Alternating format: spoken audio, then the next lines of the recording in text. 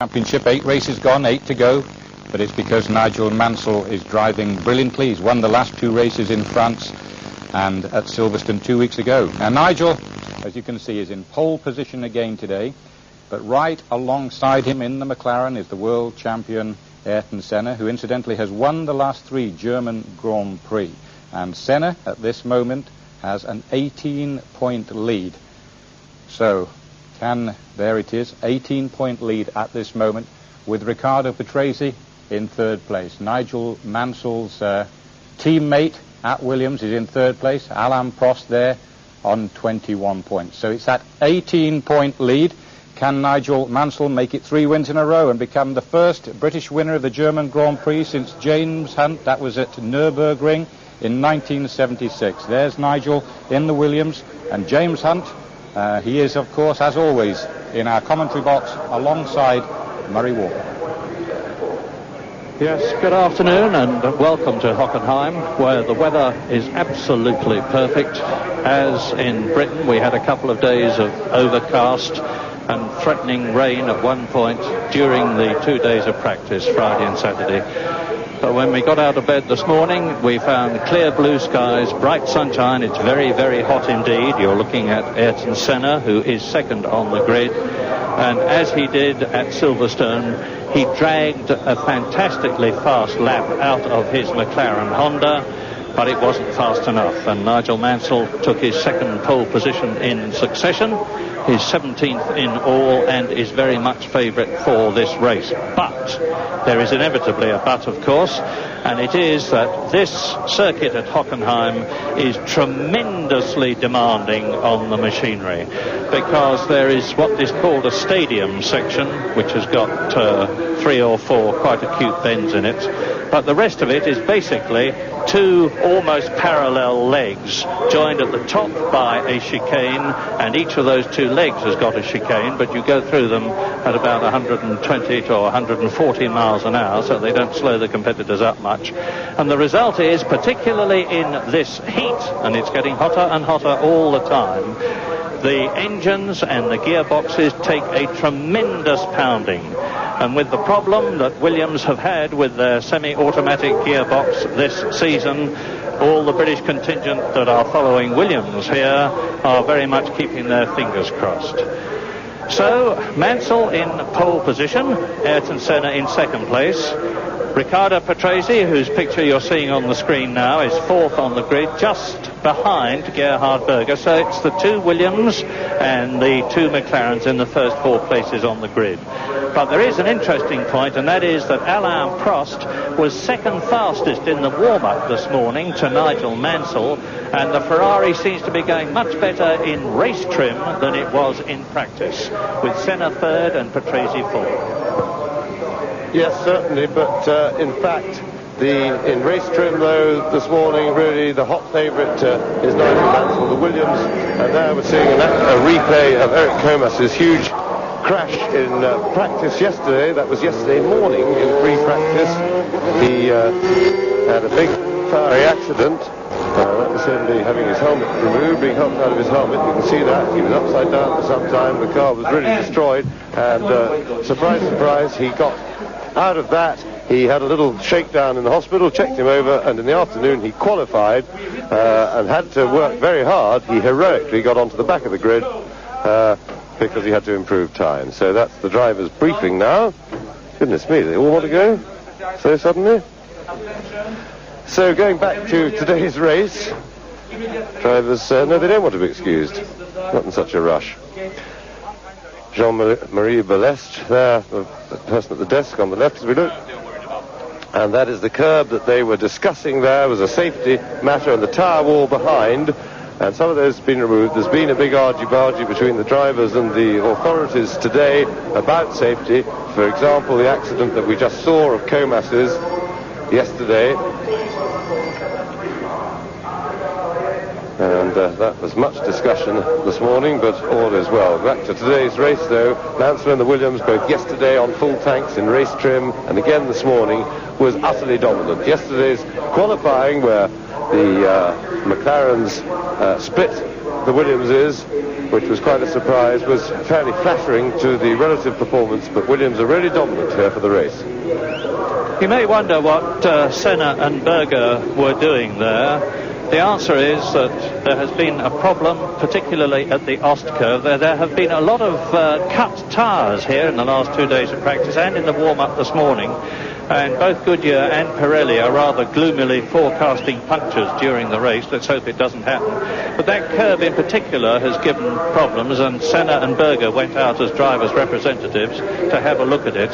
The upshot of it all is that the tyre barriers, which were on the entry to the chicanes to make people go through them, have been removed for safety reasons and replaced with cones. And the ruling is now that if a driver overshoots, he's got to wait for the marshal to wave him through and go on to join the track a bit further up from where he left it, which is just the opposite to what the drivers were expecting, and the opposite to what happened to Ayrton Senna in Japan, when you remember he had a coming together with Alain Prost. Senna didn't like it at all and has protested, but predictably it's got him absolutely nowhere. And you see him now getting into the back of the official car. This is a recorded section, and he rejoined the finish point, the grid, with Gerhard Berger. That is the Ost curve chicane, which is where Eric Comas crashed yesterday in the Ligier and was taken to Mannheim Hospital for an inspection, judged to be okay, and very bravely took part in the second qualifying session yesterday afternoon and qualified, and is on the grid now in the second of the two Ligiers. So, will the Ferrari's reliability and improved form today be enough? Who knows? The problem with the Benetton cars and several of the others is that their tyre choice does not seem to be at all appropriate for today's conditions, and frankly no one is expecting them to do very well. Yes, tyre choice, didn't really have much choice. It's all the Pirelli runners who of course are committed for the season to do that. Pirelli, as we look down on the circuit from the helicopter, tremendous aerial shot there of the stadium section. Now on the right of the screen is where they enter the stadium, halfway up the picture, and they come in on, they're turning right, come round the left-handed 180-degree Sachs curve, come through the quick wiggle, left and left again onto the pit straight. You can see the pits and the cars on the grid on the left of the picture now, and then they turn right and go out into the country, and you can see the cut through the trees, which is where the road of the circuit goes, running in a long, long loop way up to the top right-hand corner of the screen. That's the Ost curve at the far end, and back, and there is another good view. So, now back down to the grid. Ferrari certainly are giving it every effort in this race. Prost went well, as Murray so rightly said in the warm-up this morning, and since they came with their revised car for the French Grand Prix, their fortunes certainly seem to have improved a little bit, and tactically it looks as if they are having a bit of a go today as well, because they have put a lazy on the B compound of Goodyear tyre. Now all the other Goodyear runners are running C tyres. We don't know, we know that the softer C compound is very marginal for heat. It's very hot here today. The tyre technicians have been cutting the inside shoulders, shaving down the inside shoulders of the tyres, which is where you get the biggest heat build-up and where blistering tends to start on a lot of the cars. And the C people are all expecting to have to stop. Not a matter of wear, but more of temperature and the tyre performance going off. They won't be struggling for wear. It may well be that Alesi, though, is planning to go the whole race on Bs and try and gain time by not having to pit stop. Ferrari, therefore, as it were, are splitting their effort. They're putting their eggs in more than the one basket. And it remains to be seen how good a tactic that will be. I have been talking a lot about the Jordans in recent races. Eddie Jordan's Irish team from their base at Silverstone, using the Ford HB V8 engine, And unlike Benetton, using Goodyear tyres, which I think are going to be a big help to them in the race today, and significantly, they were 7th and 8th fastest in the warm-up this morning, they being Andrea De Cesaris, the Italian, who starts from 7th place on the grid, and Bertrand Gachot, his French-Belgian teammate, who starts from 11th place on the grid. So they should be in very good shape. The Williams, the McLarens, the Ferraris then are well up on the grid. The two Benettons of Piquet and Moreno, 8th and 9th, then Martini with Bertrand Gachot in 11th place, and Ivan Capelli in the Leighton House in 12th position did not take part in the warm-up this morning because he had a very severe stomach upset, which seems to be all right now because he's on the grid as you look back at Nigel Mansell. Yes, going back to the Jordans, Murray, it's interesting to see that here with the power circuit that Hockenheim is, and where it's very technical for performance, the top teams, the teams with the multi-cylinder engines, the heavily developed ones from the manufacturers, the Renaults, the Hondas of this world, the Ferrari, of course, are way ahead. The Jordans have split, have filled the gap. There's a big gap after the top teams, and Benetton are out of that, maybe as much because of their tyre problems as anything, and the Jordans are filling that gap. There's about 2 seconds of empty space on the grid in the qualifying, and Gachot didn't actually fill that in qualifying, but he did in the warm-up this morning. In the race, we watch out, though, for an early pit stop of the Jordans, because De Cesaris is pretty hard on tyres when there's an overheating problem, and the team expect him to, they're trying to persuade him to look after them and to try and go as gently as possible. They're not confident that he'll be able to do that, and they reckon that he'll be in about 10 laps, but let's hope they've persuaded him. You look down on the grid, and there's about a minute to go before they set off on the assembly lap, the parade lap. You see on the left the massive grandstand. All around the stadium there are gigantic concrete grandstands which will hold 100,000 people, and they are full. Believe me, I can't see a single seat here today. Nobody out on the forest legs because you can't see anything there. But Nigel Mansell starts from the left-hand side of the grid, the right-hand side as you look at your picture, and I'll talk you round the lap as they go so that you can get an idea of the configuration of this 4.3 mile Hockenheim lap. It's a very long lap. It is absolutely flat. That is Roland Brunscheider with the green flag, who is the race director, moving through your picture to give the green flag to the competitors to set off on this first parade lap, and away they go. Now, first of all, they go into the recontoured right-hander, which they take in 4th gear at about 150 miles an hour. It's an incredible sight. 26, they're all on the grid. They've all got away, and now the mechanics clear the grid.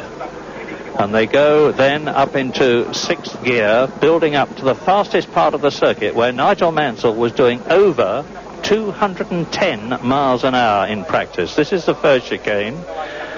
You enter it in 2nd, change to 3rd, out of it in 4th, up to the Ost curve at the top, which is where the 2nd chicane is, and the chicane which has caused all the problems, particularly with cut tyres because of the roughness of it. Let's hope it doesn't happen today. Yes, breathtaking top speeds in qualifying, and well over 200 miles an hour by all of the leading runners, and particularly the Williams team. And really, it's very much a chase, the Williams cars, or particularly Mansell. But Trace is not so happy with his car today, and may not be quite as quick. But in every area at the moment, the Williams is absolutely dominant, particularly as we saw at Silverstone on the first lap. Mansell didn't make a good start, and yet he just walked past Senna on the straight going down to Stowe Corner on the first lap. Admittedly, he says he switched off the rev limiter of his engine and rather disobeyed his orders and over-revved it a bit to do that, but he didn't need that. Now we're in Berger's cockpit, Gerhard Berger, getting himself relaxed there, checking his switches, all his systems. There's a fair bit of technical homework for drivers to do on the parade lap in terms of getting everything absolutely ready for the start, and the engine running exactly as they want it, getting their temperatures right, it's a busy time technically, and then when they come under orders, it's time for the driver really to switch off, to have his technical work completed, and to be onto a full relax mode to get to get the start away by feel rather than by as a technical exercise. So Mansell leading the field round now. Quicker on the straights, quicker around the corners, the Williams. This is going to be an exercise for the McLarens, Ferraris, and all the other competitors to try and contain the Williams team, to try and stay with them as best they can and put them under pressure. Aguri Suzuki, the Japanese driver in the Lola, has changed to his spare car. You're looking back at Nigel Mansell in pole position now. Suzuki is going to be starting from the pit lane because he had a problem with his race car. Two drivers are starting, as far as we know, only two on a harder compound of tyres. Stefano Modena in the Tyrrell Honda is starting on harder Pirellis. And as James has told you, Jean Alesi in the Ferrari is starting on harder Goodyears. And as ever, it is the responsibility of the pole position driver to lead his rivals up to the grid slowly, to keep the grid bunched as much as possible and to prevent anybody from lagging and thereby causing the cars in front to sit in first gear and have their engines overheat. Well, the automatic gearbox now of the Williams with Nigel Mansell and Riccardo Patrese has got to do its stuff. That is Nigel Mansell, pole position on his right and your left as you look at it, Ayrton Senna. All the cars are in the position. The green flag is being waved at the back. As ever, watch the lights. It's going to be 45 laps, 190 miles, round 9 of the 16-round World Championship. And Mansell's got a flyer. And Berger passes Senna. Gerhard Berger goes up into second place. Senna goes down to third. The two Ferraris are fourth and fifth. And a spinner at the back, I missed who it was, will identify it for you. But so it's Mansell in the lead. I think it was a Tyrrell, but I couldn't see which one. Well, that certainly wasn't a Lambo. It's Larini, who qualified for his first Grand Prix for a very long time and looks as though he's out of it already. So out goes Nicola Larini, stalling on lap 1 as they pour through the chicane, and there's another one. That's the Lola of Eric Bernard, the Frenchman. And they're through the two chicanes now. Now, look at this. This is Nigel Mansell going through the S-curve. Berger's second. Senna is third. The two Ferraris are still in fourth and fifth position as they come down now towards the third chicane. They approach that at 200 miles an hour. Go through it at 140. Mansell. Berger. Senna. Prost is the Ferrari that is in fourth position, chased by his teammate Alesi. Patrese is down to sixth place. One of the Jordans is up in seventh place. It'll be Andrea De Cesaris, and his teammate Gasho is in ninth position. They're into the stadium now for the first time in this 45-lap race, and you can see for yourself. Mansell, then Berger, Senna, Prost, Alesi. Yes, and Mansell already stretching it, looking very comfortable. Don't think he's had to press around this first lap. Berger following, and there Patrese is the man to watch. The Jordan of De Cesaris going well yet again. That was Gasho and the other Jordan going through.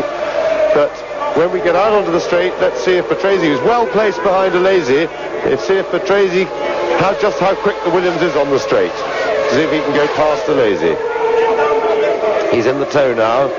He is in perfect position to have a go, and he may have to go the long way round if Alesi has forced him in tight. No, he's left the space, and Patrese goes past Alesi pretty easily.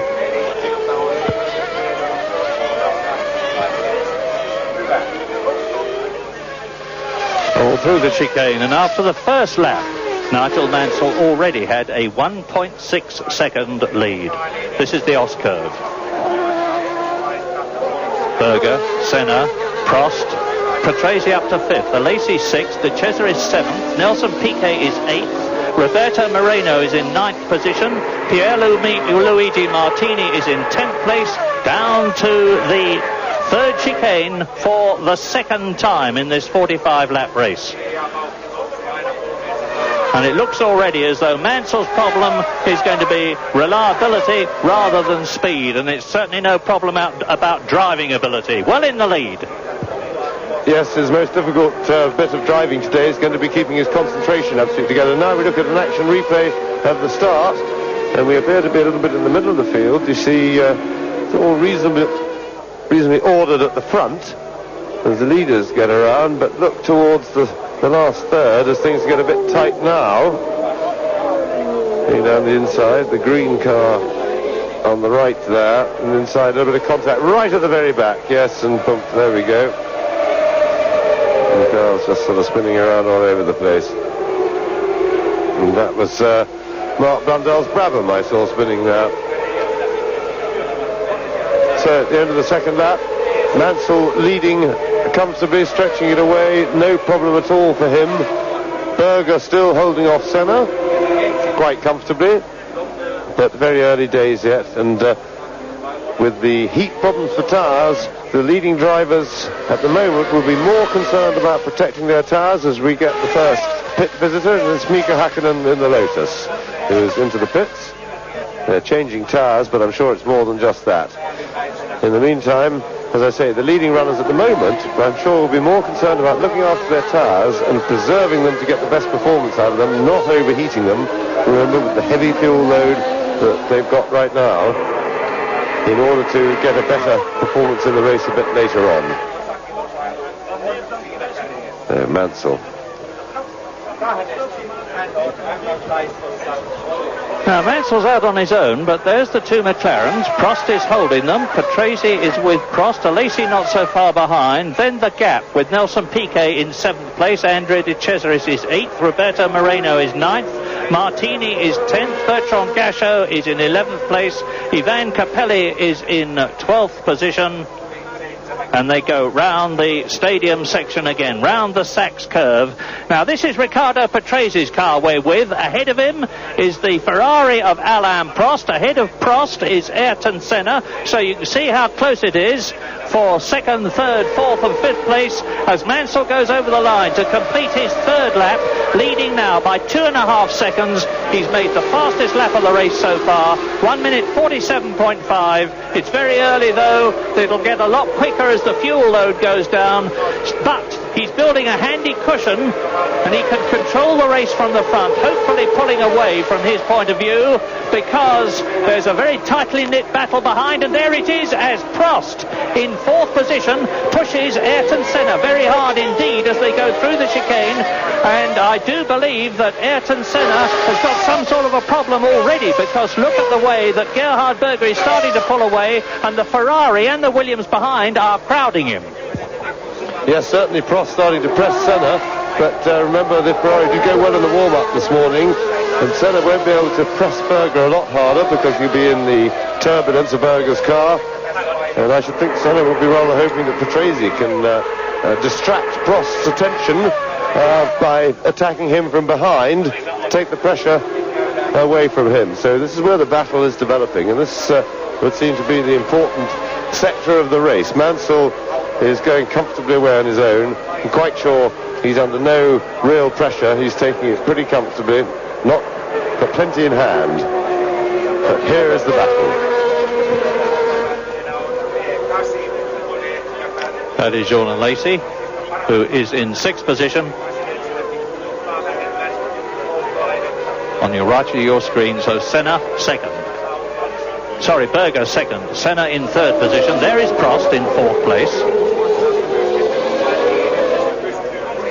And Mansell now goes through into his 5th lap, 2.2 seconds behind. Berger speeded up a bit. He's caught up a little on Mansell, not a significant amount, but he's pressing on. And meantime, you can see in the background that Patrese is pushing Prost very hard indeed. Prost in 4th position, and Patrese right up behind him. Yeah, there they go. You see the sparks flying, and Riccardo Patrese pulling out of Prost's slipstream and trying to go through. Yes, and Patrese is very important at this stage of the race. He's got the fastest lap in the race already. On the 2nd lap he did that when he was clear. He's now in the traffic, but McLaren's certainly at the moment are having to try and race Williams for the championship in, from Senna's point of view, tactically rather than in pure racing, because they can't beat them. And one of the things that they would like is, of course, for Patrese to do well in order to dilute the Mansell efforts in terms of World Championship points. Yeah, Mansell, of course, Mansell has got 2 cars here today, and or rather during the meeting, and Patrese has just the one. Mansell has the rights to the second car. You can see him leading the race quite comfortably now. Berger second, and once again Patrese swarming all over the semi-automatic gearbox of Alain Prost Ferrari as they come into the stadium for the 5th time. So we're over 1/10 race distance already in this race, which should last about an hour and 20 minutes, with Nigel Mansell coming through to complete his 5th lap. He was leading by 2.2 seconds. He crosses the line now. Berger crosses the line now. And the gap is 2.8 seconds. So Mansell's pulling away. Senna, Prost, Patrese, Alesi, then a gap with Nelson Piquet in 7th place ahead of Andrea De Cesaris. In 9th position it's Roberto Moreno. 10th is Pierluigi Martini. Then Gasho is 11th, and Capelli, who was sick this morning, is hanging on well. He's in 12th position. Now, Gerhard Berger said before this race began that he really didn't think that he and Senna had got a hope of living with the straight line speed of the Williams cars of Nigel Mansell and Riccardo Patrese, and he was worried about the wear that they were going to get on their tyres in the stadium section, which is where you get the comparatively twisty bits of Hockenheim. So Mansell out on his own now. He has already this season, of course, won in Britain and in the French Grand Prix before that, and is in that 2nd position in the World Championship behind Senna. Yes, and looking at just behind this group, they're coming to shot now. Jean Alesi, there he is, at the back of the group, stalking them, not quite with them. And remember that Alesi is on the harder B compound tyres and may well be trying to run the whole race without a pit stop. I don't have that much confidence in that theory, but certainly the first bit of the theory looks to be working very well at the moment, because he doesn't seem to be suffering any real disadvantage in using the harder and therefore theoretically less grippy compound of tyre. When things get very marginal on heat, of course, the harder compound can work better, because as the softer one overheats and then goes too soft, then it loses grip, and the hard one comes into its own. And De Cesaris are going down the inside of Piquet, and so once again the Jordan team making progress, and he certainly doesn't appear to have overcooked his rear tyres yet. De Cesaris, as was thought was a worry that the team had, and still Prost is able to hold Patrese off, which, considering how prodigious the straight line speed, and there's a Tyrrell in the pits. I'm just trying to see what number it is, and the Modena, I think, but the car's got people all around it, and it was Nakajima, in fact, yes, number 3. So difficult to tell. They both got white helmets fundamentally, and they're quite hard to identify, those drivers. So back to the important battle.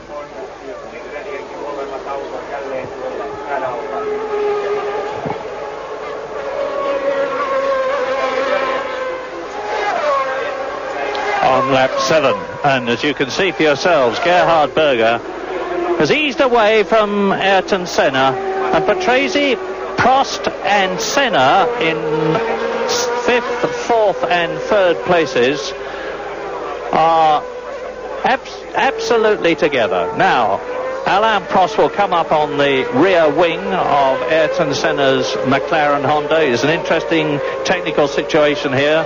The McLaren with its Honda V12 engine, the Ferrari with the V12 Ferrari, the Renault with the V10 Renault in the Williams, and here they come towards us now. Senna 3rd, Prost 4th, Patrese 5th, no change, but Mansell is now on lap 8, 4 seconds ahead of Gerhard Berger. He's just again broken his own fastest time so far. It's still well off the lap record held by Thierry Boutsen from last year in a Williams, 1 minute 45.6, and Mansell's fastest lap so far is 1:46.5. You're with Patrese. Nigel Mansell then is in the lead, and then the next British driver is a long way down because Mark Blundell is in 25th position. I've missed Martin Brundle, my apologies, who is in 15th place. So Mansell leads, Brundle is in 15th position in the Brabham, and his teammate Mark Blundell is in 24th position as Patrese tries again to take Prost, who is trying to take Senna. 3rd, 4th and 5th. Yes, it is interesting that Patrese can't really even get out of the toe, get right up to the gearbox of Prost. Okay, Prost is picking up a toe from Senna's car in front of him, and Prost is having a look. But this three-car battle with a McLaren and a Ferrari sandwiching it at either end is beginning to heat up now. Interesting psychic battle of minds here between Senna and Prost. Remember that as far on the matters of overtaking, Senna has Prost very much where he wants him in terms of sight. Berger comes through, and there's the battle behind them. And it'll be interesting to see just how Prost sets about his task of passing Ayrton Senna. He certainly feels very much the man at the disadvantage when it comes to head-to-head battling to get the position going into a corner. And Prost is really on top of Senna now, and he's trying both sides. Senna making his McLaren very wide down the straight there, on the verging on the shall we say, not quite etiquette, verging on the non-etiquette there. And while all this is going on, of course, with Senna, Prost, Patrese and Alesi in the background fighting each other and occupying the whole of the track and not necessarily being able to take the best line, it means that Gerhard Berger is pulling away from this battle for 3rd position. Indeed, the gap is almost 2 seconds between the two McLarens now, because Ayrton Senna's got his wings full of Ferrari and Williams. There's the confirmation. Mansell 5 seconds ahead now. Another fastest lap, 1 minute 46.167. Here they come. And Patrese going for it. Patrese having a look round the side of Prost Ferrari. And I remind you again, as James has told you, that Jean Alesi is still in a strong position. If he's made an inspired tyre choice, and we won't know until later in the race, he's still well within striking distance of the 5th, 4th and 3rd battles, and even Ayrton Senna, who is 2nd. Yes, and it really is fantastically easy for Mansell. It's just like Silverstone. He said it was very difficult after the race, but he was in a minority of one. Everybody else thought it was a very, very easy win for him. And it looks like that today. He seems to be able to go a second a lap quicker than the others at will.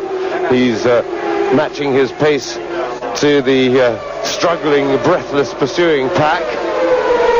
And of all of them, the most breathless is Alain Prost, who's looking pretty charged up. And Senna is making life difficult for him. He has the curve of that straight, in inverted commas, gives Senna the chance to meander back and forth across the road in a vaguely legitimate way, which is just gives him just what he needs to be wide enough to keep Prost at bay. It's a little bit naughty on the etiquette. It verges on the weaving, but the geography of the road allows him to get away with it. Somebody just pulled off the track within our sight at the end of the start and finish straight. I think it's one of the... Indeed, it is one. It's the Lola of Eric Bernard out of the race. So Bernard on lap 10 retires from the German Grand Prix to join Nicola Larini, who went out on the first lap.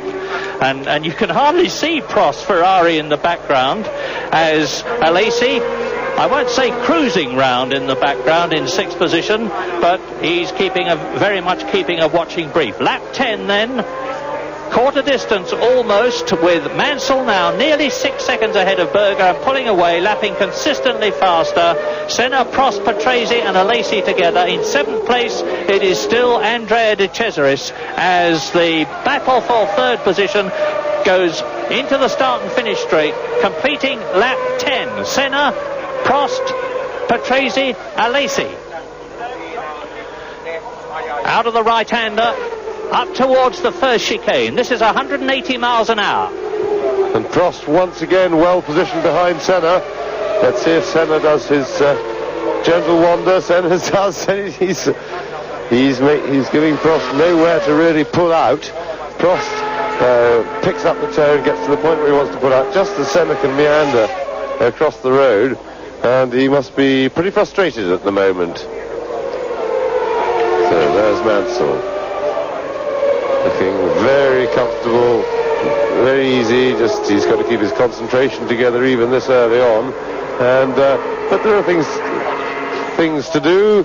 Stefano Modena just been in and out of the pits, and really this is the Pirelli runners. They are struggling for their tires, but Mansell's got things to do while he's out there, because we're not that far off pit stop time. It's such a fast race, this German Grand Prix. We expect routine pit corners to be in as of about lap 15. And there is Jean Alesi at the back of that group, and this is really looking quite good for him at the moment. If his harder B compound tire tactic is going to work, things are so far being just right for him, because he can afford to sit behind this group knowing that they're going to go to the pits for tires, and he's hoping to stay out. And at the moment he's well close enough to Mansell that he would inherit the lead if all the people in front of him pitted for tires. He then be in a straight fight to hang on to whatever lead he inherited. So in a way Mansell maybe could consider he's got a bit of work to do, because he could take the view that he should get a big enough lead so that he can pit for tires and emerge from that pit stop still in the lead.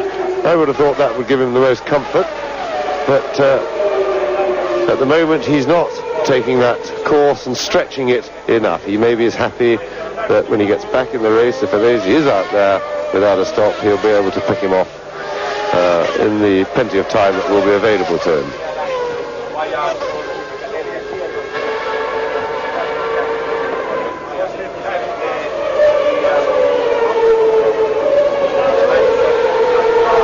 Lap 12, race order, Nigel Mansell leading Gerhard Berger by just over 7 seconds. There is Berger, the battle for 3rd position behind him, headed by the obdurate Ayrton Senna, who's refusing to move over and let Alain Prost 4th through. Riccardo Patrese just behind Alain Prost. There he is in 5th position, and just ahead of Alesi. There he is, who is in 6th position.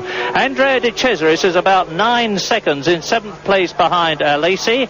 Well ahead now of Nelson Piquet, who is 8th. That is Pierluigi Martini, who has spun and will be retiring because, yes, out of the car he gets, because he can't restart the engine and he's not allowed to push.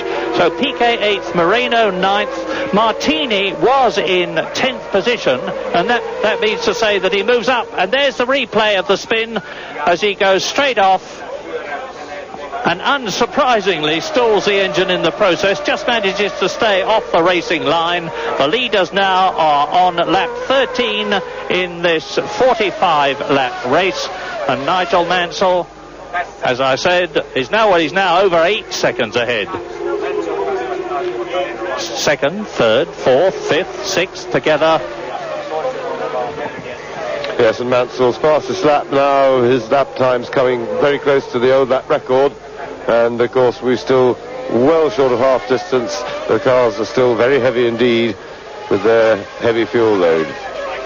Remember, they come to the start line more than 50% heavier than when they qualify with the light load.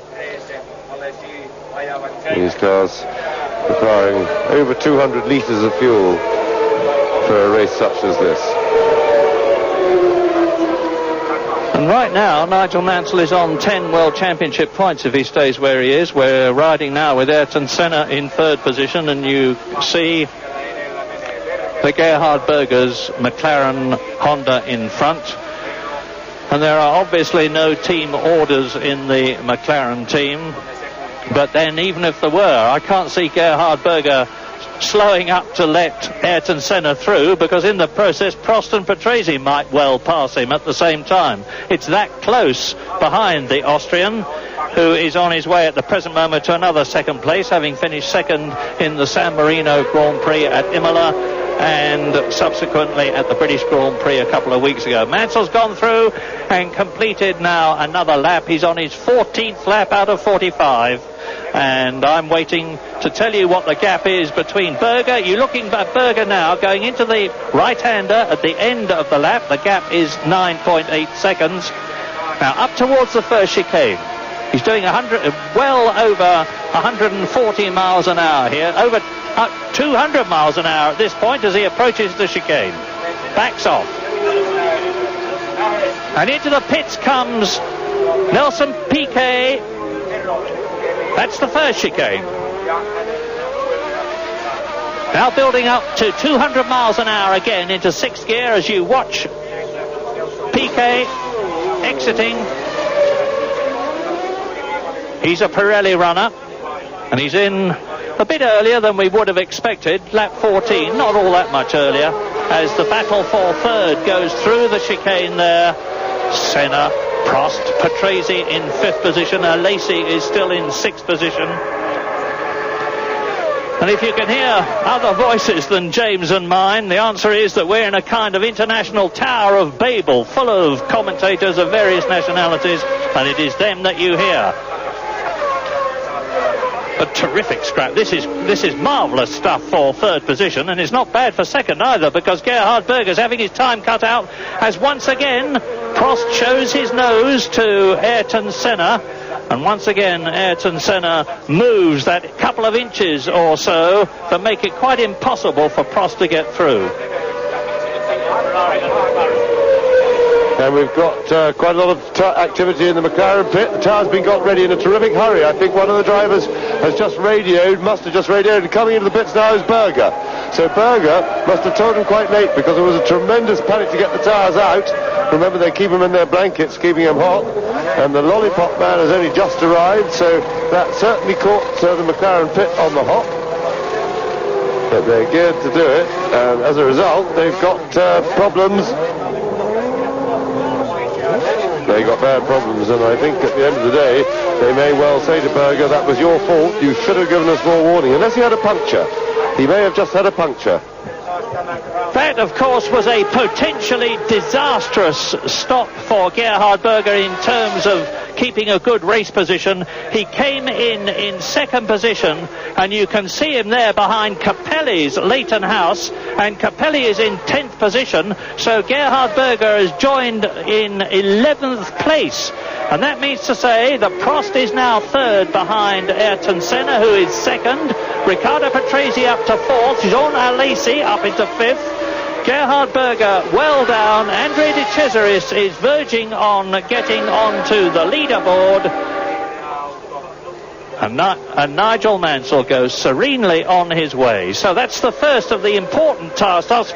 Nigel had better not do too much of that.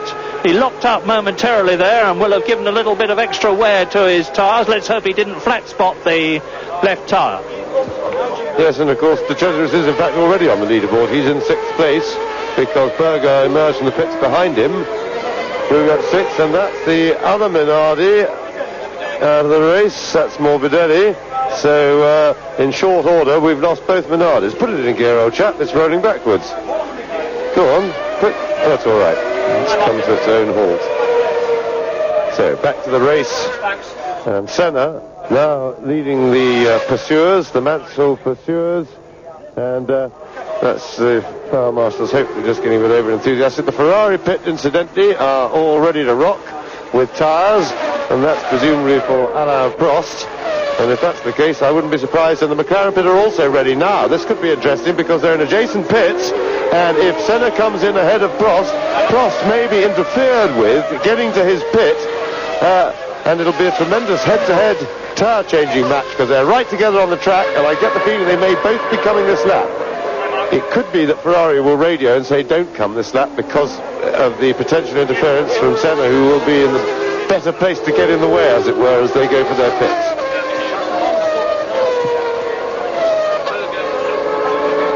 Now, you may have wondered if Gerhard Berger, if what I had said earlier on, came in with a puncture. The answer is he most certainly did not come in with a puncture. It was a routine tyre stop. At about the time we would have expected him to come in, Nigel Mansell leading on lap 16 into the stadium section. As into the pits now comes Aguri Suzuki in the remaining Lola to have his tyre changed. Now, is Mansell going to come in? No, he is not.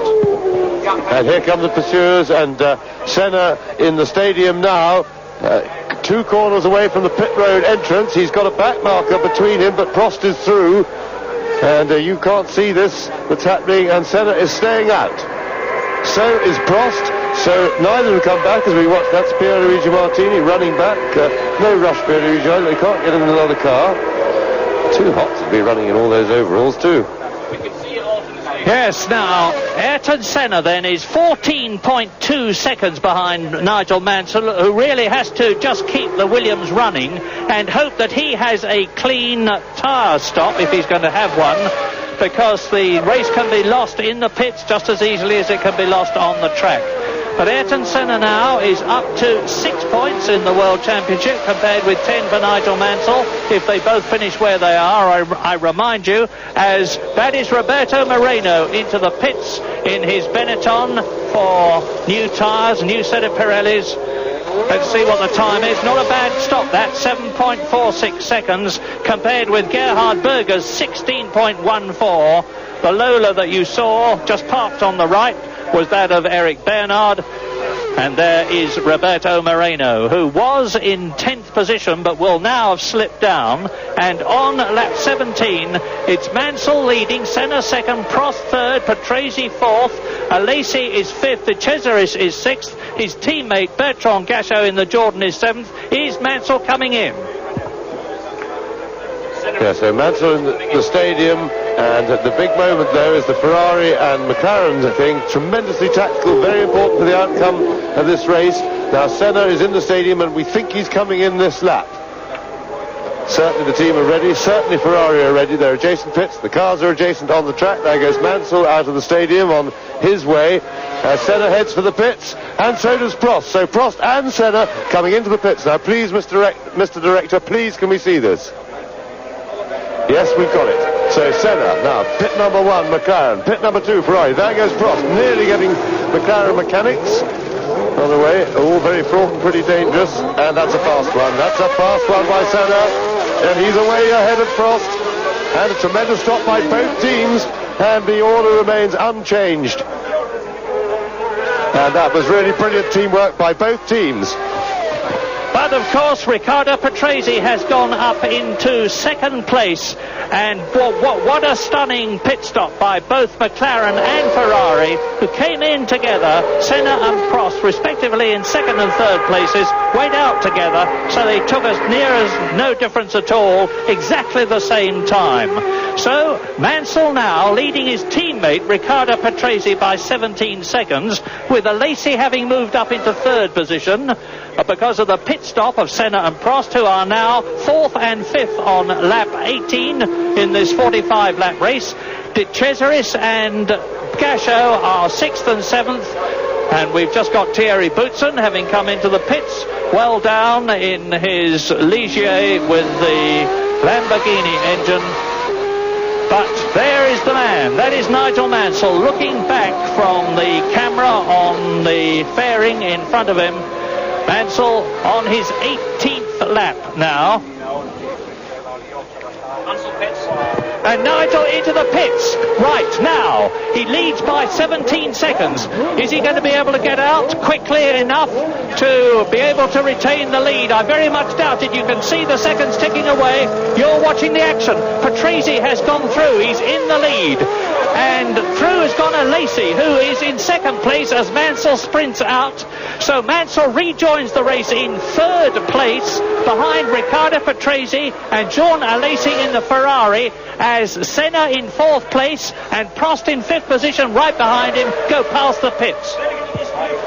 Yes, and we have a race because as long as we believe that Alesi is going to try and stay out on his harder compound B tyres for the rest of the race, then Mansell has got to pass him. Mansell is genuinely not in the lead at the moment. However, his lap time suggested that nobody is going to be a problem for him to pass later in the race. He was fastest lap in the race already is way below the old lap record, under 1 minute 45, 1:44.99. Mansell, and he's just stuck the odd quick lap in. He hasn't needed to go that quickly, but he seems to be able to go at least a second a lap quicker than anybody else, absolutely at will, with the possible exception of Riccardo Patrese. But Patrese is sort of bogged down a bit and well behind him, and of course will work as a teammate for Mansell and not be threatening him. And that is a new lap record for Nigel Mansell. And here are the first three. Patrese leading. Alesi in second place in the Ferrari. So Riccardo Patrese, who won in Mexico, leads the German Grand Prix on lap 19. That is Jean Alesi in the Ferrari in second place. Not on new tyres, of course, and nor is Riccardo Patrese. And Patrese is coming into the pits now, so the lead is going to change, and for the first time for a very long time in Grand Prix racing, a Ferrari leads, that of Jean Alesi. Mansell moves up into second place, and Prost and Senna are coming out of the stadium, and Prost is right with Senna, who's soon going to take third place. As Patrese sprints out, this is going to be tremendously exciting. Patrese may just get back into the race in third position. There he is exiting the pits, and he has not done so because you saw a flash of two cars going past, and so here are Senna in third position, Prost is fourth, and Patrese is fifth, and in sixth place well back is Gerhard Berger. And Prost very well placed to get a tow past Senna, and this time Senna doesn't have the help from Berger in front, but he still manages to hold off the brakes long enough to keep Prost at bay. But how long can he do this? Patrese, on the other hand, can get amongst them. He could interfere with the group. In the meantime, Mansell is back out, and he's closed right down on Jean Alesi for Alesi's lead, and Alesi's lead looks as if it'll be pretty short-lived.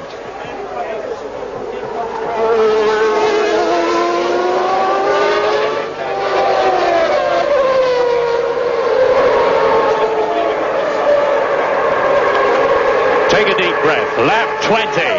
Jean Alesi leads. Patrese is in second place, and this is the battle for third. Senna, Prost, and Patrese. And Patrese's undoubtedly got the most powerful engine. The Renault V10 is rumoured to be producing 750 brake horsepower now. And through that second chicane there, we saw some outstanding driving by Senna. He knew that he had to be really quick through it to give himself enough air to keep Prost at bay for the slipstream down to the corner into the stadium. And that he did, and he's well aware of things like that, and that was a little demonstration of masterful driving, but it's detailed tactics like that that make all the difference.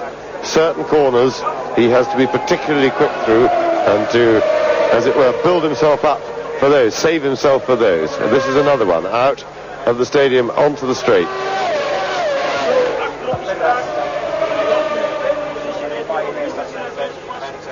That's Senna.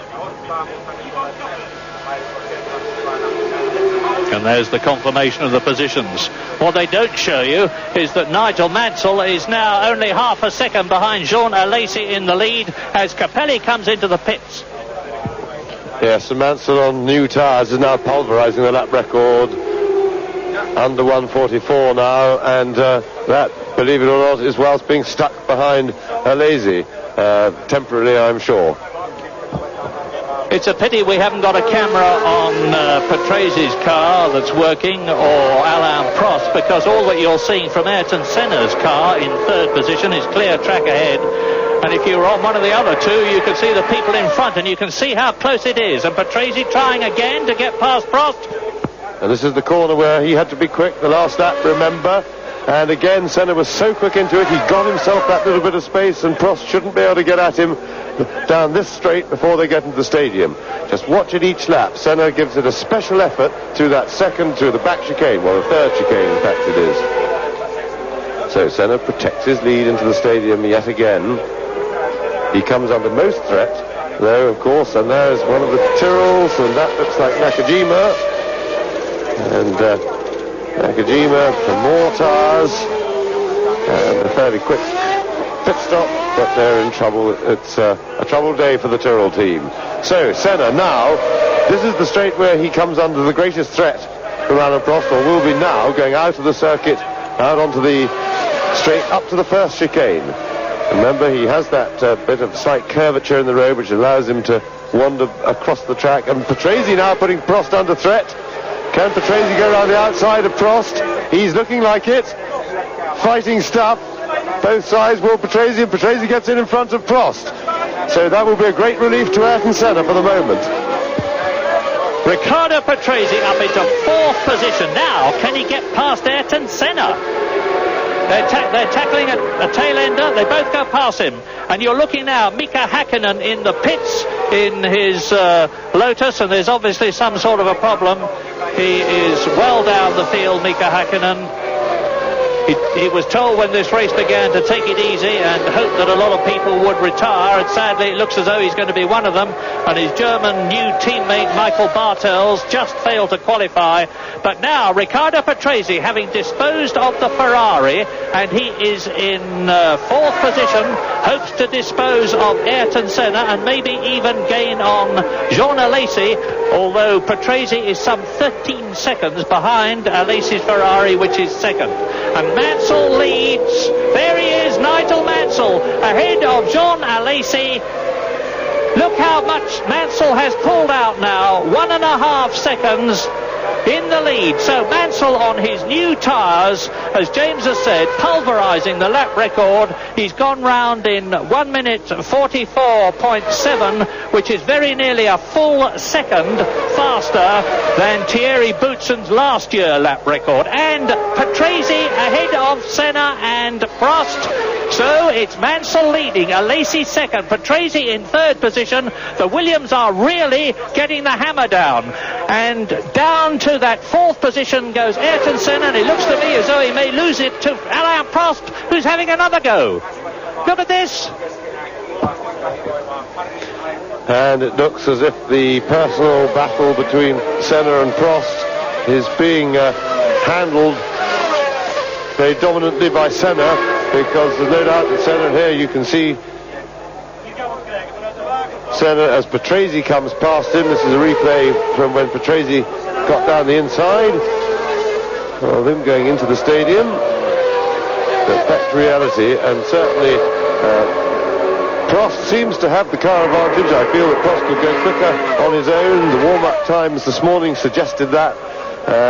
Ferrari's recent form has suggested that, but Senna, with the dominance he has in the head-to-head situation with Prost, seems to be handling it despite his disadvantage car-wise.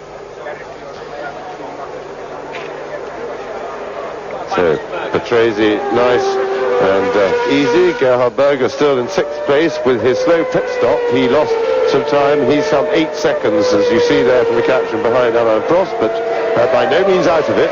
Still very much there to pick up the pieces. And in the meantime, Jean Alesi is falling away from Nigel Mansell pretty quickly, as we expected. Once he had to relinquish the lead, he could no longer deny Mansell's speed and charge. But in the meantime, Patrese is catching Alesi at 2 seconds a lap, because Alesi was some 13 seconds ahead a lap ago. The gap is now down to 11.7 seconds, so we'll watch that gap as Patrese, Senna, Prost and Berger all pursue Alesi, who is trying to be the tortoise, as it were, and go through without a pit stop on the slightly slower or harder B compound of tyre.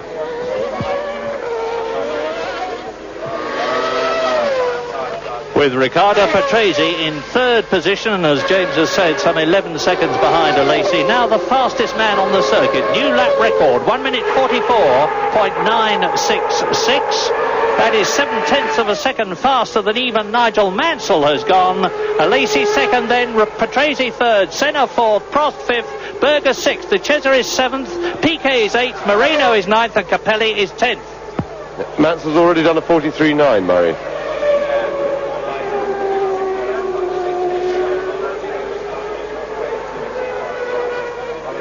So Alesi, now Alesi having to work very hard indeed. he won't be too concerned about chasing Mansell. His concern will be what's happening behind him, as his 11 seconds it was when they last crossed the start-finish line, 11.7 seconds, as that advantage is being rapidly dissipated by Patrese. He would expect Patrese to catch him quite quickly, but he'll be more concerned about what's happening behind him, and that will be Senna and Prost. Very important to Alesi to be able to beat his teammate Alain Prost at Ferrari. Good for his stock, good for his confidence. And the gap was 10.2 seconds now for Patrese behind Alesi, so a second and a half a lap. It's coming down. And it really does look as though Jean Alesi there in second position made the wrong decision, as the tyre technicians before the race thought he had. Because now Patrese's been in for tyres, Mansell's been in for tyres, so have Senna and Prost, and Gerhard Berger, who is still in sixth position. Alesi has not, and if he does come in for tyres now, of course, he will slip right down the field, and he will have had no advantage at all. There is the Frenchman, and ahead of him is one of the Dellaras, that of Emanuele Pirro. Yes, and that, of course, is a Ferrari look-alike. And there are the two Benettons, looking very smart in their running around as a match pair, but sadly for them a pretty slow match pair. Things haven't been right for them this weekend at all. In 8th and 9th positions, Piquet in the red helmet with the Ford HB V8 engine behind him, and his countryman and great personal friend, both of them from Brasilia, Roberto Moreno, in 9th position, driving for his first full season in a real works team. Nigel Mansell now is on lap 26 in this 45-lap race, so well over half distance as you watch Piquet and Moreno. Moreno actually has a bit of a psychological problem. He defers to Nelson Piquet, who was responsible for him coming to Europe in the first place. And I think actually, mentally, Roberto Moreno's a bit unwilling to pass Nelson Piquet. And in the background, you can see Ivan Capelli, who's had an absolutely terrible season. 8 failures to finish so far. And in the 9th race of the season, he is now in 10th position. He's in the spare car, by the way. He had a broken engine on the warm-up lap. The Ilmor V10 let go, and Capelli had to leap into the car. Now you are looking at the McLaren and the Ferrari together of Ayrton Senna and Alain Prost, 4th and 5th. And Senna not only continues to hold Prost back, but is pulling away from him now. And it's lap 26, Mansell leading Alesi by 6.5 seconds. Alesi very quick at the moment, faster than Mansell. But Patrese in 3rd position, 4th is Senna, and the gap between Patrese and Senna is 3 seconds. Prost is 5th, Berger is 6th, and then Andrea De Cesaris and Piquet 7th and 8th. Yes, and the gap that matters most for the championship at the moment is the gap from Alesi to Senna, because we have to assume that Patrese, who's catching him pretty quickly, will do that. But Alesi is about 12 seconds in front of Senna, and I'll monitor that gap for a couple of laps just to see if Senna is catching, and if so, by how much. Now there's Riccardo Patrese coming up behind Emanuele Pirro, who is in 16th place, about to be lapped by the 3rd place man.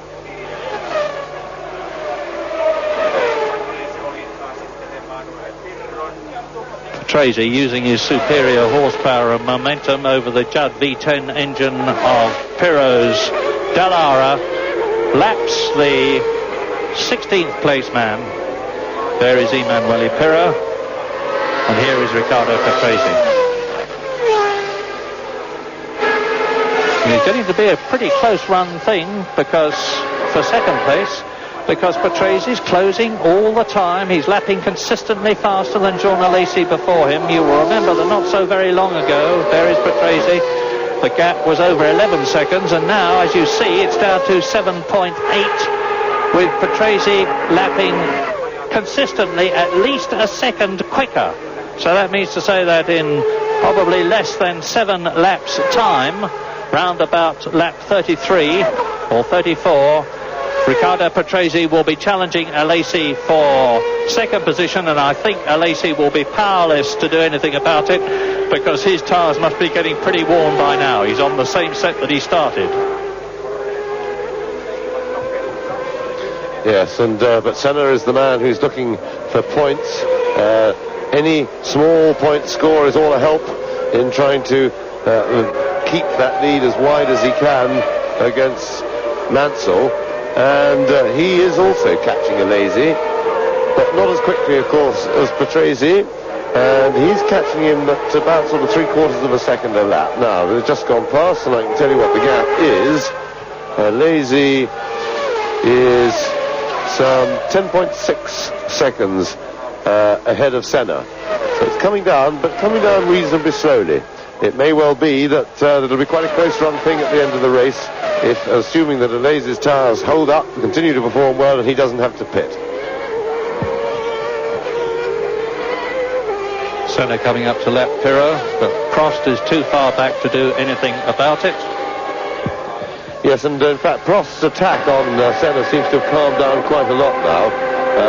I think maybe that in the initial flurry after the pit stop, he in attacking Senna, he may have cooked his tyres a little bit, and may now be giving both them and him a rest, ready to, he hopes, I'm sure, to mount another onslaught later in the race.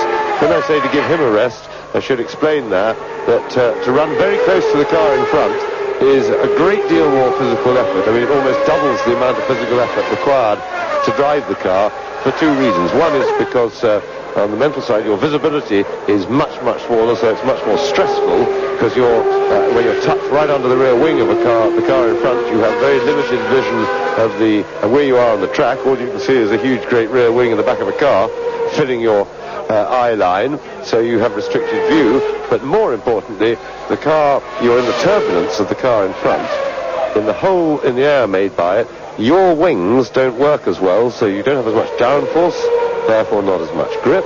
Therefore, your car slides about much more, and you have to fight it a lot more.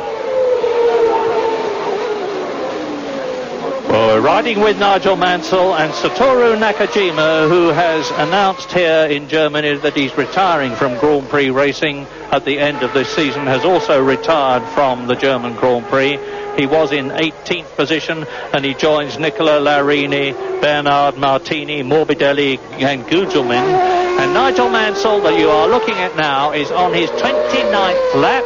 He is leading Jean Alesi by 9 seconds. Alesi is now only 5 seconds, and that's Piquet out. Nelson Piquet, I saw him park by the side of the track, so the Benetton is out, and Nelson Piquet, who was in 8th position after his tyre stop, is out. Now that's a pity for him. He's had a very consistent season, 5th in the World Championship, but Mansell, you are watching, and those dots show you what the gap is, and you can see how far Mansell is ahead of his rivals. Yes, and referring back to what you mentioned just now, Murray, of Satoru Nakajima and his retirement, brings us to an interesting thing, because for some time now I have propounded this theory that Nakajima is actually not strong enough to really drive these Formula One cars properly in the dry. In fact, that is something that he has finally, because of his retirement, has come out with and publicly agreed with. He said today that yes, he supported that theory, and that was one of the reasons for his retirement, and that does go back to why he went so well in the wet, that he has the skills, that his diminutive stature and everything, these cars really are very heavy physically, and he has, as I say, agreed that in dry conditions it is too much for him to really master the car and be as quick as he could otherwise be. Well, there's a young man who has no problems. So that is Jean Alesi in second position. Well, he has got a problem, actually, come to think of it. It's Riccardo Patrese. Now, Alesi has speeded up a bit. He was fastest on that last lap in 1 minute 44.6. but Patrese is gaining consistently all the time. It's just 5 seconds now, and it's starting to get very interesting between Jean Alesi there in second position in the Ferrari, now 10 seconds behind race leader Nigel Mansell on his 30th lap, and Riccardo Patrese, who is about 6 seconds ahead of Ayrton Senna. We may even see them in this shot. Yes, there is Patrese in the background, and there was Senna as you watch 3 times world champion Nelson Piquet walking in after his retirement. And Piquet is a man who's already won the German Grand Prix in his earlier days 3 times. Yes, and I'm watching these lap times carefully. As I told you, the key battle for the World Championship, oddly enough, involves Alesi defending what is currently second place, may well be third, from Senna, who's currently in fourth. And the situation is that now that the newness of Senna's second set of tyres has worn off, Alesi is certainly holding Senna's pursuit. He's holding him at bay. If anything, he's now marginally extending his lead over Ayrton Senna, and certainly he is. He's now started to go away, and the gap is now some 11 and a half seconds. So he's improved it by nearly a second. Now, I wonder if Ayrton Senna is going to be coming in again, because I'm looking down at the pit lane and I can see both the McLaren and the Ferrari, and for that matter the Benetton people as well, standing there looking in the ready position to change tyres for somebody, as race leader Nigel Mansell comes up to Thierry Boutsen, who is in 11th place, to lap the Ligier Lamborghini. And you see in the background Jean Alesi going through the chicane. And you see behind him, if you look back far enough, Riccardo Patrese. So all 3 together in the same shot as Mansell comes into the stadium at the end of his 31st lap, on his way at the present moment to his 3rd consecutive victory, having won in France, having won in Britain, and he's on a potential 10 points at the moment, compared with 4 points for Ayrton Senna if he finishes in the place that he's in at the present moment. And that will mean to say that the gap closes quite considerably between the two of them. 3 points for Ayrton Senna, my apologies. So that would reduce the gap by 7 points. Now you're watching Riccardo Patrese, 3.6 seconds. There is the Ferrari of Jean Alesi. And Patresi's just gone round in 1 minute 44.1, and Alesi's gone round in 1 minute 44.8, 7/10 of a second faster. Doesn't sound much, but it's enough to keep chipping away at the gap between Riccardo Patrese there, who started this race saying that he wasn't too happy with the handling of his Williams. Doesn't seem to have deterred him too much. And there's Alesi. Now watch Patrese. Senna in 4th position, Prost is 5th, Berger is 6th, Andrea De Cesaris is in 7th position, Roberto Moreno is 8th, Ivan Capelli is still running in 9th position. Is he going to finish here? Gasho is 10th, Boutsen is 11th and has been lapped, as you know. Martin Brundle is in 12th position, followed by Leto 13th, Modena 14th, Pirro is 15th, Mark Blundell is in 16th position. Now, down in the pit lane, I hope listening to me, is Ron Dennis. Ron, in the present moment, as team manager and boss of McLaren, you see Senna in 4th place and Gerhard Berger 6th. Happy or unhappy? Well, Murray, we're here to win. Quite obviously, we're not here to come 4th and 6th. But this is one race in 16, and obviously we're focused on doing the best we can here, improving the car before the next Grand Prix, and hopefully getting back to where we normally are. Thanks for that, Ron. Now, can you tell us, and the rest of the world for that matter, are you expecting Senna and Berger to come in for tyres again? No, I don't think anyone's making any more spots for tyres. Thank you very much, Ron Dennis. So we are on lap 33 then, out of 45. You're watching Nigel Mansell, and we've watched in the past, of course, particularly the British Grand Prix, and thought how effortlessly Nigel Mansell was dealing with everything, only to learn from his very lips afterwards that in fact he had, he said, a multitude of problems. Usually, he said, the gearbox. Well, let's hope that that's not a problem in this race. Now, there is Riccardo Patrese, and the gap is down to just over 2 seconds now, because as you see, he has made the fastest lap of the race, over 146 miles an hour, and he's very much within sight of the second place Ferrari of Jean Alesi, who is 11 seconds behind Nigel Mansell. Alesi, Patrese, you saw in the background Senna into the stadium at the conclusion of lap 32. Mansell into his new lap.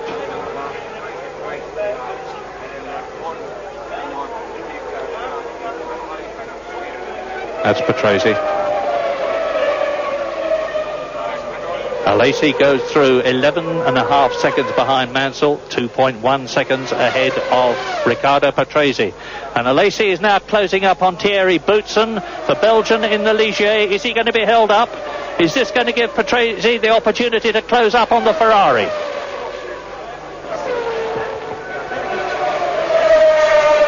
Alesi didn't quite make it. He had a look, but oh yes, and Boutsen just left the space for him there. That was polite and aware driving by the very experienced Thierry Boutsen, who incidentally made a very splendid remark today. There was a bit of an altercation, but Mansell had a bit of a complaint about Eric Comas yesterday in qualifying, who apparently he alleged had held him up, and he got a bit cross about that, which was very upsetting for Comas, incidentally, who was only trying to qualify, and he'd been pretty brave after his big shunt. But Boutsen was moved to say that he felt that fair thing in Grand Prix racing is that all the drivers in the top teams should spend 1 weekend a year driving in Ligier, and then they'd know what it was like. And I have to say that was an absolutely perfect remark, and I agree with him entirely. I think we should it would entertain all of us if everybody had to have their 1 weekend a year in a Ligier. And it's not without its humour, in a way, that the Ligier is the fourth biggest funded team in Grand Prix racing, and that the Larousse Lola team, with their British-built chassis and British engines, are doing much better than the much better funded Ligiers. Right, now, there is the battle for second. Alesi, Patrese. Gap, 1.5 seconds. Mansell still leads. Lap 35. On his way to a hat-trick, 12.5 seconds in front of Alesi. Senna is doing nothing about Patrese. He is now 11 seconds behind the Italian in the Williams Renault. Senna in fourth position, and he's 1.7 seconds ahead of Prost, who is fifth, who is 7.5 seconds ahead of the sixth place, Gerhard Berger. Yes, and the Senna chase of Alesi has stabilised at about 12.5 seconds. Senna is now holding him, but he's running out of time to do anything about catching him. So Patrese still in pursuit, and Mansell very comfortable indeed in front. And Alesi, I must say, has driven extremely well in this race. He has surprised me this season in the mature way in which he's handled being a Ferrari driver. It belied his character that was, on the face of it, pretty volatile to go to Ferrari. I certainly thought that, but I stand corrected, and I have great admiration for the way that he has handled it, and he's been picking up points. He's got 8 points in the championship already, and he's on schedule to score plenty more today. So Patrese now starting to move in, getting in position to attack, and once he gets right up on the gearbox, not close enough quite on the straight, I don't think, but he will start picking up the toe now as they come out on the straight. Remember, they're reaching just over 200 miles an hour. as they approach, as they come onto the brakes for the first chicane. Not just, well, he's having a look down the inside, but there's no rush. I think Patrese is well aware they've got a straight line speed advantage as well, so when he gets in the exact position he wants, like about 2 to 3 lengths behind Alesi coming onto a straight, it's not going to be a problem for him, so he doesn't have to hurry.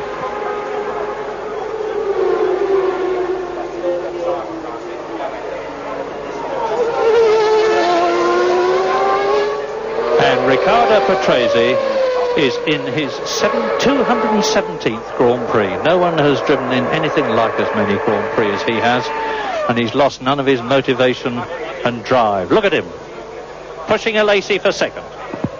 Yes, and to confirm that, Murray, he's just put up another new fastest lap of the race. Riccardo Patrese has, in fact, and in the meantime, and to get him right on the tail, and here he is having a go, and Alesi's weaving, and that is naughty, because he's not going to be able to do that for long, and that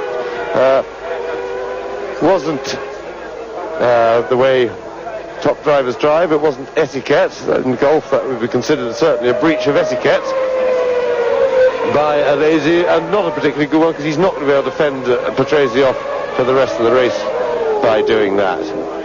And now behind, things have hotted up again for Ayrton Senna, because you remember we watched Prost after the pit stop attack Senna very hard, failed to get past him. He then dropped back, and we surmised that he might be having a little rest as Patrese is now perfectly placed. This time, surely, he's going to be able to, if he can't go up the inside and Alesi cuts across, he'll be able to go the outside, but Alesi has thought better of fighting, and that was good, because you saw how he weaved at him that time. Alesi must have regretted what he did. He realised that he was never going to hold him off. He must have been listening to this commentary, realised what he'd done, and there was no point, and that was good driving by him. No point in trying to fight. In the meantime, though, Prost is now attacking Ayrton Senna behind for 4th place. So veteran Riccardo Patrese moves up into 2nd position, and it really is beginning to look as though we're going to have, for the 2nd time this year, as you see the replay of Riccardo Patrese pulling out of the slipstream of Jean Alesi's Ferrari, and the Frenchman makes no blocking move. He realises that there's no way he's going to keep Patrese back, and you can see now that as Patrese is striding away from the Ferrari. And sad news, I'm sorry for the Leighton House supporters, because Ivan Capelli, who was going so well and has actually yet to finish a Grand Prix this year, in 10th position, has come into the pits. He's still sitting in the car, but the engine covers are up, and it looks as though he is out of the race. As you watch now, Riccardo Patrese, now only Nigel Mansell is in front of him. Martin Brundle, incidentally, is in 14th place in his Brabham Yamaha, just ahead of his teammate Mark Blundell, who is 15th. And the race order is now Mansell, Alesi, Patrese, Senna, Prost, and the battle is there. Yes, at last. I've just been waiting to get a picture of this, because Prost is climbing all over the back of Senna now, and we've picked up the battle. It's been raging for 3 or 4 laps, in fact, already, and Prost well placed. 8 laps to go, there you see the caption. And Prost is, as we predicted, mounting a late charge to try and get that 4th place wrested away from Ayrton Senna. Senna again. Oh, and Prost tried down the outside. Oh! And Senna forces the mistake. He gave Prost a hard time. Now Prost has to wait till the marshal signals him back onto the track. And that lets Berger through by the look of it. And so a big delay now. He's in the hands of the marshal, and he's still being held. And it looks like Prost has stalled his car and has got out. And that is a disaster. And could this to be now, Senna pushes Prost over. Prost locks his brakes. Senna gives him no room. A bit naughty. He put him almost onto the grass. And Prost locked everything up. And that is a disaster for Alain Prost. Well, if ever there was a replay of the Japanese Grand Prix situation between Prost and Senna, then both in the McLaren team, that was it. And Prost is out of the race. Mansell leads, Patrese 2nd, Alesi is in 3rd position, Senna is in 4th place then, and Alain Prost has retired, which means to say that Gerhard Berger goes up to 5th. Into the points for the 5th race in succession comes the Jordan team with Andrea De Cesaris in 6th place, and his teammate Bertrand Gachot is 7th, and Mansell here leads by 16 seconds on lap 39 out of 45. And believe it or not, that Prost's retirement from the race there, as we look right back in Nigel Mansell's face from the camera on the front of his car, that Prost was the first retirement from the top 6 cars on the grid, the top 3 teams in their pairs for the race, and we've gone very nearly a whole Grand Prix with the first 6 out of 6 still running, and with that must be a long time since we've gone this far. Nigel Mansell then within just a few laps of his 3rd successive Grand Prix win to give him 10 points, with Ayrton Senna on 3 points for 4th position.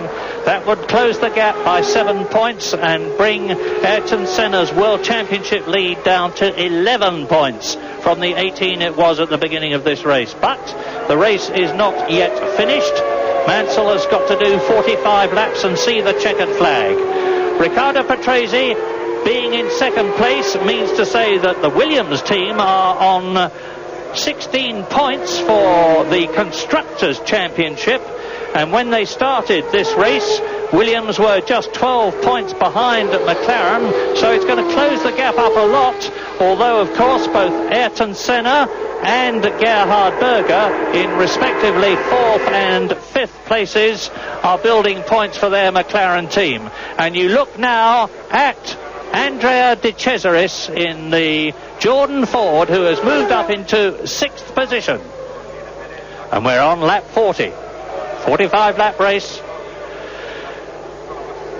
I think both of us are surprised that the car mortality has not been greater here, because it's extremely hot, and Hockenheim is notorious with its 200-mile-an-hour straights for being very, very hard indeed on engines and gearboxes. And the fact that Prost retired had got nothing to do with the engine or the gearbox. He went up that slip road and stalled the engine, and not being able to restart it was out of the race. And so there's Ayrton Senna on his own now, nobody harassing him.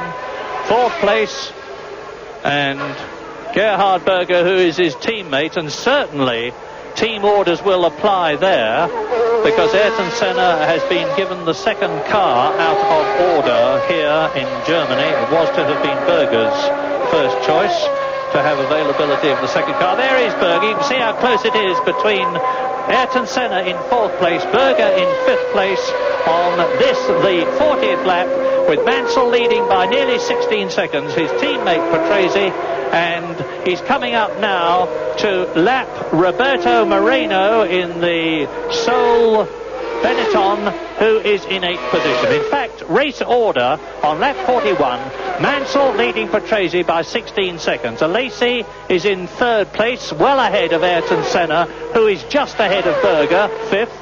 De Cesaris 6th, Gachot 7th, Moreno 8th, Boutsen 9th, Pirot 10th, Martin Brundle and Mark Blundell in the Brabham Yamahas are 11th and 12th. And of course, Prost out, Capelli out, Leto out, Modena out. And Mansell is now on his 41st lap.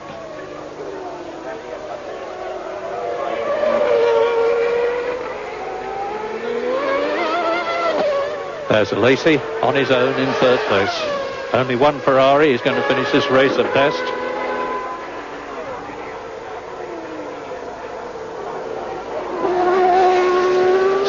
Potential points for Williams as you look at Riccardo Patrese in 2nd position.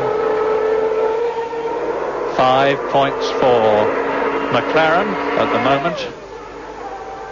So the gap comes down to 11 points between the gap comes down by 11 points between McLaren and Williams, and it would mean that Williams were only 1 point behind McLaren in the Constructors' Championship, provided they finish where they are now, my usual caveat. There's Alesi, still on the same set of tyres, and you see Senna diving through the chicane in the background. And Mansell has just entered his 42nd lap.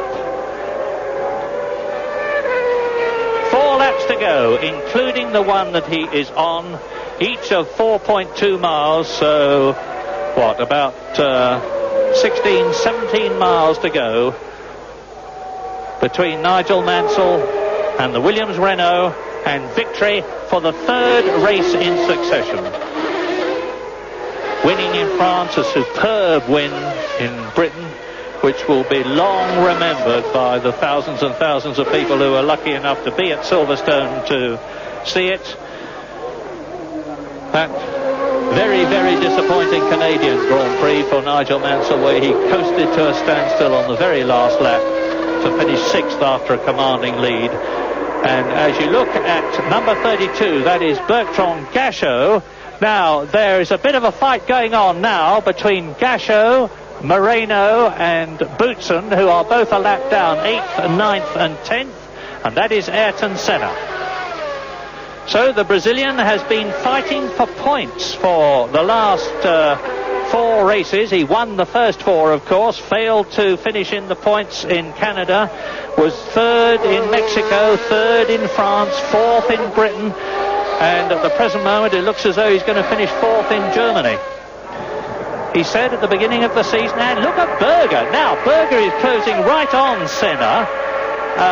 I wonder if he's going to have to keep back. He can afford to do so because De Cesaris is 33 seconds behind him, and I can't see Berger being allowed to pass Senna. No, I'm sure he won't, Murray. But it's been nice for him to have a race where he's matched his illustrious number 1 for pace, and that'll be very good for his confidence and his ego. And certainly Berger has been contributing more and more to the team this year in terms of performance. He's driving better. It's taken him a while to really get the hang of being in the team with somebody as demanding and as total as Ayrton Senna, and total in terms of the commitment he demands from the team to him, which of course means that the number 2 driver necessarily at first will feel a bit like a spare part in the team. But Berger has come through that and is really contributing well and driving very well this year. His driving suffered as a result for about a year. It wasn't quite as he would have liked it. But for sure he will stay behind Senna unless Senna has a real problem and can't get the car to the line, but I don't think that's the case. I think Senna's just worked his tyres a little bit harder. And Berger will protect the rear, be a good boy, and they will be hoping to pick up points for 4th and 5th, with Senna being the man in 4th place.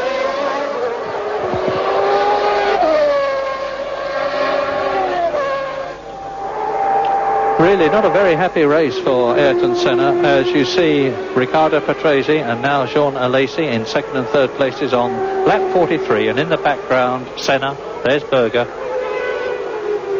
and Mansell goes through over the line to complete his 43rd lap. He is now on his 44th and last lap but 1. He's a long, long way ahead of the opposition. He's driven an absolutely superlatively good race. The gap between himself and Riccardo Patrese now on lap 44 is 16 seconds, and Patrese is 5 seconds ahead of Jean Alesi. Unless there is a mechanical problem, I can't see there being a change in the top 6 places at the present moment, because Mansell's got an enormous cushion between himself and Patrese. Alesi, I remind you, is still on the same set of tyres that he started this race, and he must be balancing that Ferrari on the track virtually with about 700 horsepower under his right foot, and he won't be in any position to challenge Riccardo Patrese for 2nd place. And Alesi is 5 seconds ahead of Senna, and you can see the gap between Senna 4th and Gerhard Berger. There he is in 5th position. And Alain Prost, I think, will probably be saying some very harsh things about Ayrton Senna after this race. He will, I suspect, maintain that the Brazilian consistently blocked him and prevented him from getting through. Well, a bit of controversy is always interesting and exciting. Yes, and there's been plenty between these two. There's no love lost between them, and I agree with you, Murray. I'm sure Prost will feel very aggrieved by that, but it's difficult for me to assess. Senna's tactics, I feel, were hard but just about fair. And I don't think Prost would be right in being aggrieved, and one would have to say at the end of the day, it's up to him with his level of experience to look after himself as Nigel Mansell sets off on his last lap of the German Grand Prix. Big, comfortable lead over his own teammate Riccardo Patrese, and really this has been a fantastically easy race for Nigel Mansell, and following on his very, very easy win for Silverstone.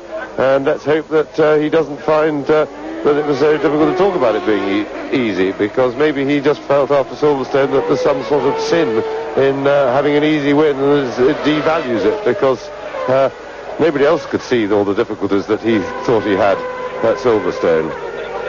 But he is winning today, be it easy or difficult. It certainly looks easy for us, and it doesn't matter how it is, because 10 points is what Mansell needs to keep his challenge for the championship very much alive, closing in on Ayrton Senna. And really, things seem to be going very much Williams' way. Patrese a good second place, Prost a miserable race, finished out of the points. And that's a bit of tape, and that looks like Senna. Ayrton Senna has stopped out on the circuit. Now, what is this? And points gone for McLaren. It's the second race running. Well, that really blows the World Championship for Ayrton Senna. He's not going to score any points. So the thing that was flapping from Nigel Mansell's helmet is the bit of piping that connects the medical air bottle to his helmet. But it really doesn't matter now, because Mansell is into the stadium. Nigel Mansell, red 5, is on his way to his 19th Grand Prix win. He took the English greatest ever driver lead from Stirling Moss when he won his 17th Grand Prix. Then he won 2 weeks ago in Britain, and now he wins here in Germany. Nigel Mansell wins the German Grand Prix, his third Grand Prix in succession, to get 10 World Championship points. Now, the championship gap between himself and Ayrton Senna as Riccardo Patrese finishes in second place, and across the line there is the Ferrari of Jean Alesi in third position, and Gerhard Berger is going to come in fourth position. Now, behind Gerhard Berger and on the same lap is Andrea de Cesaris, and for the first time ever, this incredible Jordan team looks as though, and you're watching Nigel Mansell on his rundown lap, it looks as though the Jordan team are going to get both their cars home in the top 6, with Andrea de Cesaris provisionally in 5th place and Bertrand Gachot in 6th position. But it has been Nigel Mansell's race, and there is the waving arm of victory of Nigel as he coasts round, and I look across the stadium and I can see the distinctive double green and blue car of Andrea de Cesaris coming through to finish in 6th position. And I think, and this is subject to confirmation, that Ayrton Senna is actually going to get 1 point for 6th position, as he managed to get points in the same way in Britain. But yeah, there's Gachot coming in, but he's a lap adrift, and Senna will have got round further. Now, this is all very much subject to official confirmation, but definitely there is the winner. Thumbs up from Nigel Mansell. And Senna and Berger drive round in their positions, and there's a replay of Senna going off and Berger going through. And now, last time, you remember, it was Nigel Mansell in Britain who carried Ayrton Senna home on the side pod of his Williams Renault. And hats off again, incidentally. Yes, Bertrand Gachot is home in 6th position. So, Mansell, who brought Ayrton Senna home in Britain, brings himself home after a magnificent victory in Germany, and the World Championship gap between himself and Ayrton Senna comes down now to only 8 points. And it started this afternoon with a gap of 18 points. Nigel Mansell is definitely a potential world champion of 1991, but there are still 7 races to go, and McLaren and Honda will be continuing very hard indeed to try to close the gap.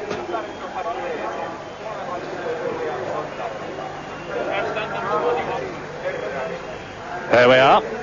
Ayrton Senna leads the World Championship by 8 points from Nigel Mansell. And really, it's between those two now, with Riccardo Patrese having added to his score by another 6 points. Alain Prost still in 4th position.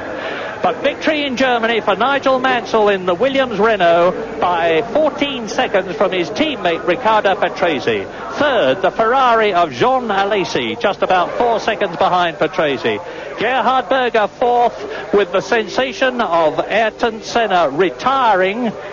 And in 5th and 6th positions, for the first time, 2 cars from the new, for 1991, Jordan Ford team of Andrea De Cesaris and Bertrand Gachot in a German Grand Prix which had surprises right to the end.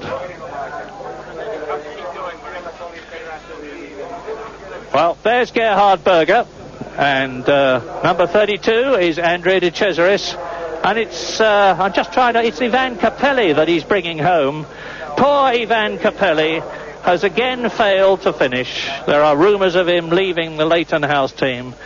But it just shows, James, does it not, that a Grand Prix is never over until you've seen the checkered flag.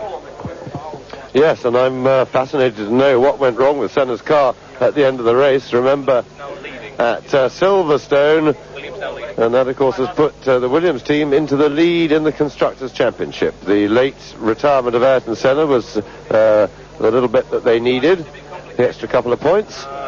And at Silverstone, of course, what happened was that Senna's McLaren ran out of fuel when his computer printout, they have a fairly accurate readout of what their fuel situation is on the dashboard at all times they care to fire it up from the computer. It was telling him that he was in credit and that he had ample fuel to finish the race. At Manicourt, the French Grand Prix, a week earlier, his fuel readout had been telling him through the race that he was below the level he needed and was going to run out of the fuel, and in fact he had plenty left at the end. So I wonder whether it's still their petrol gauge, because they've had trouble with it in the 2 previous races. It would be poor management by McLaren standards if it's petrol again. And at that stage of a race, when you get a breakdown, the natural suspicion is always that it should be fuel. So there they are on the podium. Mansell looking extremely happy, as well he might. Patrese making it a Williams 1-2. And a tremendous race by Jean Alesi.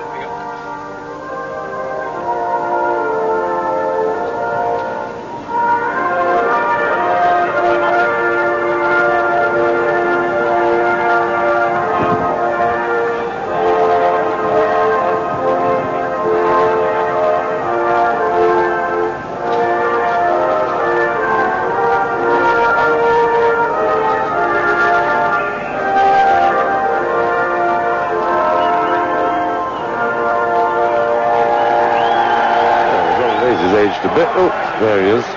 And really, as I was saying, a tremendous race by Jean Alesi, who is pleasantly surprising me, and I think a lot of other people, with the maturity that he's showing at Ferrari, and that was really underlined, that growing maturity of Alesi. He made a bit of a gamble on tyre choice. It was probably a team decision as well as his, but it was a brave one, an intelligent one, and it paid off and got him a well-deserved 3rd place, which, quite frankly, against the Williams Renaults, that was the best, with them both finishing, that was the best possible result. That was like a win for the race and the others.